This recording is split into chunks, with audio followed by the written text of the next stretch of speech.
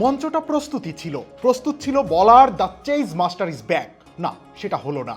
Television umpire Sharfuddoula Ibne Shahid সৈকতের সিদ্ধান্তে সাজঘরে ফিরতে হলো বিরাট কোহলিকে। ফেরার আগে করে গেলেন ৮ বলে ৫ রান। বড় স্কোর তাড়া করতে নেমে যেমন দাপট কোহলির দেখানোর কথা ছিল সেটা আর আদৌ হয়নি।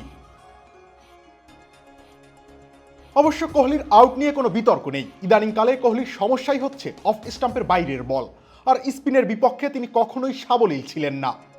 সেটাই কাল হয়ে দাঁড়ালো। আদিল রশিদের টসড আপ ডেলিভারি উইকেট রক্ষক ফিল সল্টের হাতে জমা হওয়ার আগে কোহলির ব্যাটে আলতো করে চুমু খেয়ে যায়। ম্যাজিক হার্বাল টুথপেস্ট দূর করে দুর্গন্ধ সৃষ্টিকারী দাঁতের সমস্যা।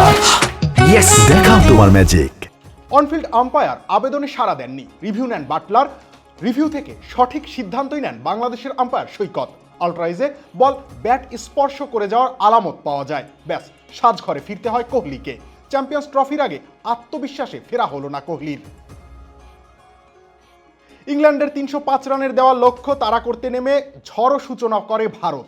১৩৬ রানের উদ্বোধনী জুটি গড়ে ভারত। ৬০ রান করে শুভমান গিল ফিরে গেলে কোহলি আসেন ক্রিজে। ম্যাচ ফিনিশ করে আসার সুবর্ণ সুযোগ ছিল কোহলির সামনে। ঠিক তখনই আদিল রশিদের পাতা ফাঁদে পা দিলেন কিং কোহলি। চ্যাম্পিয়ন্স ট্রফির আগে অবশ্য নিজেকে প্রমাণ করার আর একটাই সুযোগ পাবেন কোহলি। ১২ ফেব্রুয়ারি সিরিজের শেষ ওয়ানডে অনুষ্ঠিত হবে আহমেদাবাদে। বিশ্বকাপ ফাইনালের অপয়া ভেন্যুতে কোহলির জন্য কি অপেক্ষা করছে? প্রশ্নের উত্তর জানতে আপাতত অপেক্ষা করা ছাড়া কোনো গতি নেই। রবিউল ইসলাম রনি, খেলা ৭১।